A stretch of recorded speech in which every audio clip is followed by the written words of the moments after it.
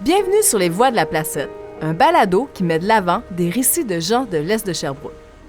Mon nom est Marc-Claude Paradis-Vigneault, je suis l'animatrice et la réalisatrice de cette série. Les Voix de la Placette, c'est un projet pour vous raconter, à travers des petites histoires drôles, touchantes et éducatives, l'un des plus beaux quartiers de Sherbrooke. Je dirais même le plus beau, parce qu'on a une magnifique communauté qui fait battre le cœur de l'Est. Dans cet épisode, vous allez rencontrer Céline Jacques, la nièce de Clément Jacques, propriétaire de la fameuse boucherie. Petite fille de l'Est depuis plusieurs générations, elle a grandi dans la paroisse Cœur Immaculé de Marie. Avant, pour identifier les quartiers, on ne parlait pas de district municipal, mais de paroisse, chacune d'entre elles étant rattachée à une église. Quand Céline raconte son enfance, du quartier dans lequel elle a grandi, et plus particulièrement de ses grands-parents, ses yeux s'illuminent. Vous allez le voir dans sa voix. Je suis une fille de l'Est. Je suis née dans l'Est et de génération en génération, ma mère, mon grand-père.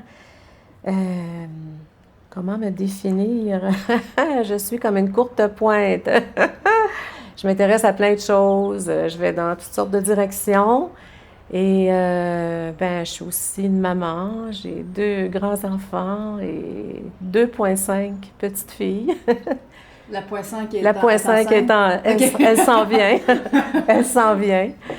Donc, je suis très attachée au monde de l'enfance aussi. Pour commencer, j'aimerais ça que tu me parles de dans quel quartier tu as grandi à Sherbrooke, tu sais, sur quelle rue, à quoi ça ressemblait.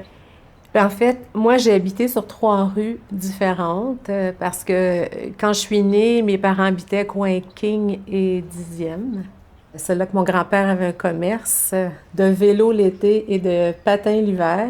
Et puis, c'était comme si tu veux, un ancêtre des dépanneurs, parce qu'ils vendaient aussi du pain, du lait, des tablettes de chocolat. Fait que c'était un lieu un petit peu social aussi. Les gens se retrouvaient là. Donc, mon grand-père avait son commerce. Mes grands-parents habitaient en haut. Et puis nous, quand je suis née, on habitait en haut de chez mes grands-parents, là, un petit appartement tout petit. Pour l'anecdote, quand je suis arrivée à Sherbrooke, une amie d'enfance des Îles-de-la-Madeleine, où j'ai grandi, m'avait averti. Tu vas voir, Marie, Sherbrooke, c'est un peu comme les îles, tout le monde se connaît.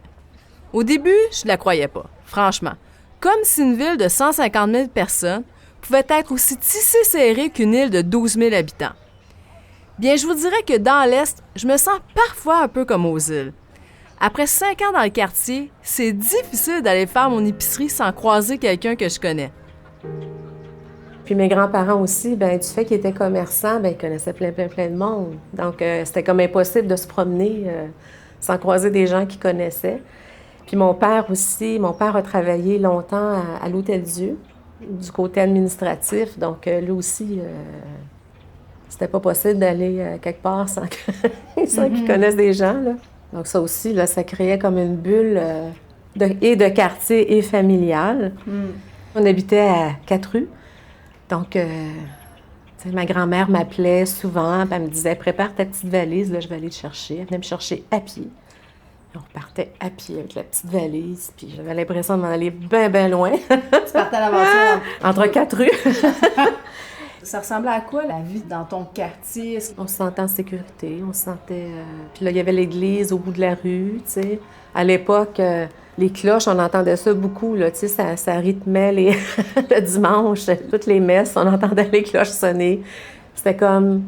Le temps aussi était rythmé par ces événements-là. Le samedi, c'était la journée des mariages. Mon père jouait de l'orgue à l'église aussi. Mon père, les samedis, était pas mal occupé, là. C'était comme un mariage après l'autre.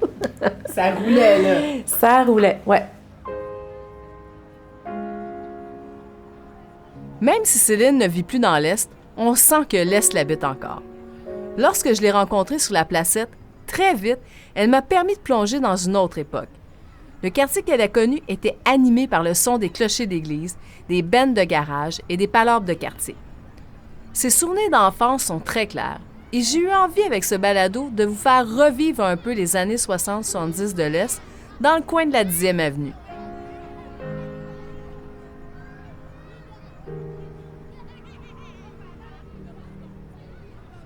Je revenais à l'aspect musical parce que ça m'avait marqué. Ça semblait bruyant dans ta rue. Je sais où tu t'en vas, oui. Oui, je te laisse y aller. Tu me laisses aller. C'est ça, c'est que lorsque j'étais à l'école primaire, puis là, je dirais que c'était surtout, là, on va dire au printemps que ça commençait. Le soir, il y avait des répétitions de bandes de garage. Donc, sur ma rue à moi, il y en avait 3. Puis là, je ne sais pas s'il y avait un accord tacite entre eux pour un horaire de répétition pour ne pas s'enterrer les uns les autres, mais ils avaient chacun leur soir, là. Fait que c'est sûr qu'ils ne répétaient pas le jour, ces gens-là. Ils répétaient le soir, commençaient après souper, puis là, ben, t'es jeune, tu vas à l'école, tu te couches pas trop tard. Là, quand t'es rendu, tu sais, je sais pas, on va dire au mois de juin, les journées sont plus longues, tu te couches à 8h30, mais il fait encore un peu clair, puis... Mais j'ai des souvenirs, là, je suis couchée dans mon lit, puis j'entends, là, ça joue, là, tu sais, comme dans le temps, ils pratiquaient, bon, du Elvis, les Beatles, les Rolling Stones, puis les succès pop québécois de l'époque. Mais ça y allait, là, ils se donnaient, là, tu sais, il y avait de la musique avec micro et tout, là. Il y avait de la musique perpétuellement, là, sur... moi, dans ma vie, il y a eu de la musique tout le temps. Mm-hmm. C'est tout le temps. Et c'était convivial. Tout le monde connaissait tout le monde, en fait. Puis même, je parlais de mon grand-père qui vendait du lait, puis du pain, puis des tablettes de chocolat. Mais tu sais, l'émergence des petits dépanneurs, avant que ça s'appelle des dépanneurs, on appelait ça les magasins au coin. Donc, ça aussi, c'était des lieux de rencontre, tu sais. Comme il y avait un magasin comme ça en avant de l'église. Donc, à chaque fois que les gens sortaient de la messe, ben ils s'en allaient là, acheter 2-3 affaires, puis ça placotait. Mm-hmm. Tu sais, des fois, on voit ça, pour les plus jeunes, d'aller voir ça dans des films, là, les gens qui sortent de l'église puis qui jasent sur le parvis de l'église. Mais il y en avait une gang qui jasait aussi devant le petit dépanneur, le magasin du coin. C'est ce que je trouve qui fait la distinction de l'est de plusieurs quartiers de Sherbrooke, c'est tous les commerces traditionnels qu'on a à proximité. Tu sais, l'autre fois, je suis partie à pied de chez nous avec mes coussins de ma chaise pour aller chez le rembourreur. On a coordonné pas loin. On a je sais pas combien de couturières dans le quartier aussi, tu sais. On a aussi c'est sûr que c'est rendu gros, là, la boucherie, etc. L'horloger aussi, qui est pas loin. En tout cas, ça va faire 5 ans que je suis ici, puis je découvre encore des commerces ou des métiers traditionnels qu'on a, puis que j'ai dans un périmètre que je peux faire à pied à l'intérieur de 10 minutes. Oui, c'est une bonne observation. La proximité puis la diversité des petits commerces comme ça. Mm-hmm. Oui, puis de pouvoir faire tout ça à pied. Marcher avec mes coussins en dessous de mes bras, puis avoir mes bottes de l'autre bord. Oui, parce que tu peux pas faire ça vraiment dans tous les quartiers. C'est vrai qu'ici, il y a comme un cœur. Nous vous invitons à poursuivre votre écoute des Voix de la Placette pour découvrir d'autres récits de l'Est, des petites histoires à la fois drôles, touchantes et qui se relient entre elles. Ce balado a été rendu possible grâce au soutien financier d'Entreprendre Sherbrooke dans le cadre du projet Rue principale King-Est.